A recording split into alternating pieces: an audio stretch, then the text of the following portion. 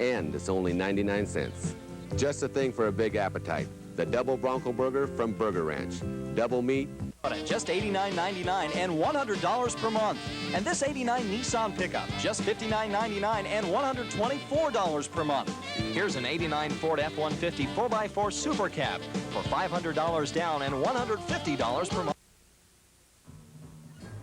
You back. From Central Washington's news leader, Colleen Bagnall, Gary Peixoto, sports, and Stu Seibel, weather. This is KIMA NewsBeat at 11. Good evening. A Yakima County Superior Court judge will be asked on Friday to determine if one man's junk is another man's treasure. The city of Union Gap wants a residence on Ahtanum Road declared a public nuisance. But the homeowner says he is doing nothing wrong and is looking forward to his day in court. NewsBeat's Ken Crockett has the story. The focus of attention in Union Gap's legal action is this residence at 101 Ahtanum Road. The city claims that it's a public nuisance and they want it cleaned up. Union Gap officials say the property is an eyesore because of garbage, junk, and other offensive materials. But because of the pending litigation, city officials declined to be interviewed. But homeowner James Andring did agree. Andring and his family have lived on the narrow strip of land since 1977, and they say they're doing nothing wrong. Andring says he's only trying to help people and save items which otherwise would go to waste. Granted, this place it looks terrible, but it serves a purpose. Lots of people come here that can't afford to go buy brand new stuff, and they come here and they get it from me. I give it to them for free if they're old people. And if there's old people that need some old wood and some darn good wood and some iron or anything else, come on down. We'll get rid of some more. I don't care. Come on down. That's what it's for. I'm not here I'm not making money off anybody. It's here because I don't want it to go to waste. That's all there is to it. Andring says he doesn't ask for help often, but now he needs all the people that he has helped over the years to fill the courtroom in his support on Friday.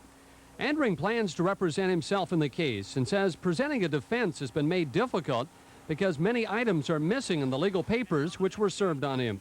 Andring says this is not the first time he's had to defend himself, and he is confident that he will win again.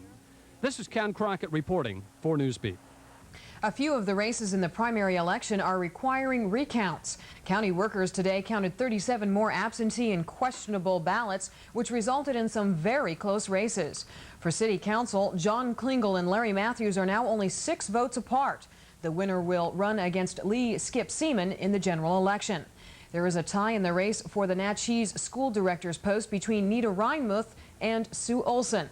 County election supervisors say a recount is mandatory in any race in which there is less than a 7-vote difference. The recount will take place sometime after the election is certified on Friday. President Bush called an education summit for today to discuss ways to improve America's schools, and he received plenty of feedback from the nation's governors. The most common complaint is that the federal government is not spending enough on education. Governors feel more has to be done for early childhood education and to prepare poor children for the school environment. Washington State's governor and superintendent of public instruction are attending the Virginia conference. Governor Gardner says many of the state's leaders were skeptical of such an unusual summit, but they're hoping something will come of the discussions. Closer to home, local educators made their own plea for more money for early education programs. NewsBeat's Kelly Schnell has details. He got a chair, and the mom got a chair. And mom's got a chair, Michelle. 3-year-old Noah is getting a jump on his education. As part of Project Home Base, Noah and his mom Michelle are paid regular visits by a home educator. The objective, to teach parents how to teach their kids.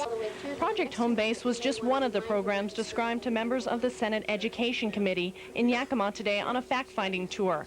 State lawmakers were told of the importance of funding early education projects. Before the child enters kindergarten, about 50% of the child's developmental level has been established. Studies have shown that minorities and kids from low-income families face a greater risk of failing at school. Therefore, say local educators, early education programs are a necessity in areas such as Yakima. The visiting lawmakers voiced their agreement. So that's why we're looking at things that will deal with the primary intervention prevention mode. But help for at-risk kids should not stop after early education, argued local teachers. An example, migrant students who oftentimes need extra attention on their way toward graduation. Problem. Children moving in and out of multiple school districts would encounter a variety of curricula, textbooks, and teaching styles, etc. They almost always were either behind, ahead, or missing entirely information that their new classmates were familiar with. The visiting lawmakers were also told about a new program in the Yakima School District, Schools for the 21st Century. The goal, to give every student the chance to succeed. The Senate Education Committee will visit 6 school districts in all as part of its fact-finding tour. The information will then be taken to the next legislative session, where lawmakers say education will be a top priority. I'm Kelly Schnell, reporting for NewsBeat. More money is coming our way, but it's not for schooling, but rather for fighting the war on drugs. Washington communities will receive $3 million in state and federal money to fight drug abuse. But the funding was attached to warnings not to resort to vigilantism. Earlier this week, a gun battle broke out between Army Rangers and suspected drug dealers in a Tacoma neighborhood. Governor Gardner says the shootout points to the need for more effective community efforts to combat drugs. The drug war has turned ugly in Kansas City, where a woman apparently tried to sell her 4-month-old baby to buy crack cocaine. The baby's mother is still at large tonight, and the infant is in protective custody. Thurman Mitchell explains the circumstances. This patrol officer picked up the child at a house in the 3400 block of Agnes. Cutie. Yeah, good kid. Good baby. It's a good baby, yeah. It's a good baby, yeah. The woman who called told police she overheard a woman offer to sell the child for $20 worth of crack. This girl was up here with a baby that she was trying to sell the baby for a rock. Several people in the bar witnessed the incident last night. The girl sold it for $20. Her name is Lisa. Do you know where she is? No, I do not. I seen her last night. I ain't seen her since. Including this admitted drug dealer. She said she sold the woman 2 rocks of crack cocaine in exchange for the baby. She wanted to sell it, and I wanted the baby. I mean, were you serious about buying a baby for 2 rocks? She didn't want it. She didn't want it. I don't care about that. It's just the idea that the baby would have been, you know, somewhere instead in her hands, you know. Doesn't even have any idea, does he? The child was left at the bar while the mother went outside to smoke the drugs. The woman who took the child told police she felt sorry for the baby and took him home. Police have launched a criminal investigation into this case, and tonight the child is in protective custody. Thurman Mitchell in Kansas City for CBS News. The Feminist Women's Health Center of Yakima plans to open another abortion clinic in the state next year. The group's Everett Clinic was shut down in 1984 following 3 fire bombings. Earlier this year, clinic supporters won a civil racketeering lawsuit in which 2 Lake Stevens women were convicted of conspiring with another man to close that clinic illegally. The group has not yet decided where the new clinic will be located. It could be 6 months before any plans are announced. Some valley growers contend that speculation about this year's apple crop is to blame for slumping prices. The state shipped a record number of apples last week, but the prices didn't break any records. As NewsBeat Ag reporter John Rothman reports, an effort is underway to prevent some information about the current crop from getting out. Before one apple was picked this year, the 1989 crop was being compared to 1987, another huge harvest topping 70 million fresh packed boxes. This year's crop is like the 87 crop in one other manner. Prices have been bordering on the break-even point for growers. I think most growers realize that the prices at this particular time are too low. It's at $10 and $12, which really isn't adequate enough, but at this particular point, the downslide, I think, is over. President of the Washington Association of Apple Growers, Jim Clemens, says the 89 market suffered a setback before it got started due to the mere speculation that growers were picking the largest fresh crop ever in Washington. Clemens and others propose that growers use the information about the harvest to their advantage. In some cases, that may mean saying as little as possible about the crop. Until the crop is picked, I would like growers to inform their warehouse basically not to let any information out until we can digest it in totality, rather than the hypotheticals, the assumptions, and the predictions. Let's learn to keep our mouths shut. And if talk or lack of it won't do the trick, growers hope action will. The association is asking growers not to sell apples below certain prices, and the sales desk is getting the message. We represent growers that are in the apple business to make a profit, and when we have opportunities to sell at the lower prices, we're turning them down. Sales manager Stan Harris says it could be several weeks before internal market conditions allow prices to recover. John Rothland reporting for NewsBeat. Well, folks, Gary was busy trying out a new career tonight. That I was, which we will get to in sports. Also, more baseball news and more division winners. We'll tell you all that in sports and more.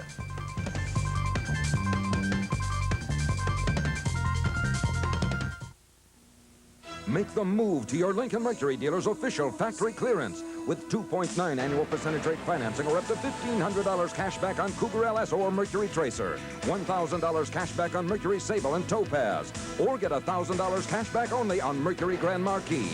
The official factory clearance. Make your move today.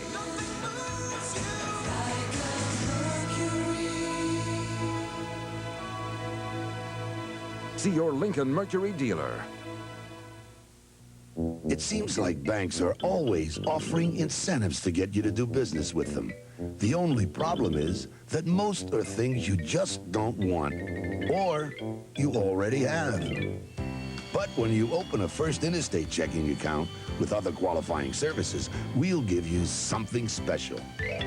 That's right, you'll get a coupon worth 2 tickets for the price of 1 on Alaska Airlines or Horizon Air. Come into First Interstate and ask for details. The world's #1 pellet burning appliances, Inland's Crossfire pellet stoves and fireplace inserts. They're unmatched for the highest performance and overall efficiency ratings in heating and lowest emissions. Crossfire stoves install flush with the wall, placed directly on your carpet, and are Clean Air certified. View the new highly acclaimed insert model. It's now available. For a live showing of Crossfire, see Inland Awning Stove and Fireplace Center for the leading choices in certified heating. Carpet Masters is on the right track with a wide selection of carpet, like this specially priced broadloom. Make the right move with elegant decorative Berber at just the right price. Our footprint fighter carpet can stand up to everyday wear and tear and wears easily on your budget. Our cut loop is fantastic heavy-duty carpet, so get aboard Carpet Masters' trainload of value and selection. Buy now with no payment due till after March 1990 on approved credit at Carpet Masters, 16th and Summit View. Good evening, everyone. Ever since baseball's giants came west from New York and the Athletics moved from Kansas City, San Francisco Bay Area baseball fans have dreamed of a Bay Bridge World Series. Tonight, those dreams took one giant step closer towards reality. Both teams clinched their respective League Western Division titles tonight. While the Giants needed some help from the Cincinnati Reds, the Oakland A's were taking care of matters themselves. Oakland hosted Texas and needed only a victory to clinch the American League West, and all they really needed was this first-inning 3-run monster homer off the bat of Jose Canseco. His 17th round-tripper of the year gave Oakland a 3-0 lead, and they never looked back as the Bash brothers were doing it in the Coliseum tonight. Former Mariner hurler Mike Moore will become Oakland's third 19-game winner, getting Pete Incaviglia to bounce into the 1-4-3 double play. Gene Nelson then came on in relief in the ninth and would get Rafael Palmeiro to ground out to Mark McGuire to end it 5-0 A's.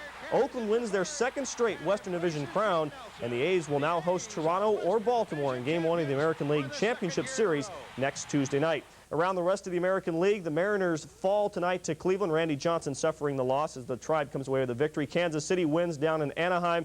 The only division yet to be resolved, the American League East, is still a 1-game lead for Toronto as both the Jays and Orioles are winners tonight, both on the road. Rounding out the American League, New York and Minnesota are both winners. Now in the National League West, San Francisco is swept for the first time since July of 1988. But it doesn't matter as Cincinnati prevails in San Diego tonight. The loss by San Diego gives the Giants the crown as they have a 4-game lead with just 3 games to play. The rest of the National League scores: Chicago a winner, as are the Pirates in Pittsburgh. Philadelphia knocks off the Mets, and Atlanta wins in Houston. In football, the Seahawks made a couple roster moves today, mainly releasing free safety Johnny Johnson. The Hawks then re-signed backup safety David Hollis, who can also return punts and kicks. Seattle also signed 7-year veteran receiver Jeff Chadwick to make room on the roster. The Hawks released rookie receiver Willie Boyer. In college ball, Central Washington University linebacker Mark Yantz has been named the Columbia Football Association Defensive Player of the Week. The junior outside backer was instrumental in Central's 26-6 dismantling of Linfield Saturday. The former Kamaikan standout was in on 9 tackles and 3 of the Wildcats' 11 quarterback sacks, this one for a safety in the third period. Third-ranked Central plays at Western Washington Saturday night. The Central Washington women's volleyball team was on the road tonight, looking to keep its record perfect on the season as they traveled to Spokane to face Whitworth. However, the Lady Pirates would snap the Cats' string of victories at 17 straight match wins. Tina Torgerson led CWU with 15 kills.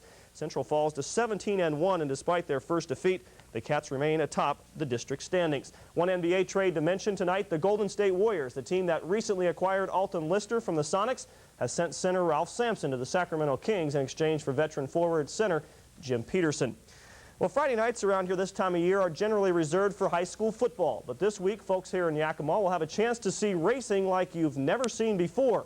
Now, I tried my hand at diesel truck racing tonight. I only had to worry about Phil Mayer, who was driving the other truck on the course, but in a couple days there will be 8 to 10 trucks jamming around the Yakima Speedway. The great truck races are the brainchild of Dick Robinson, a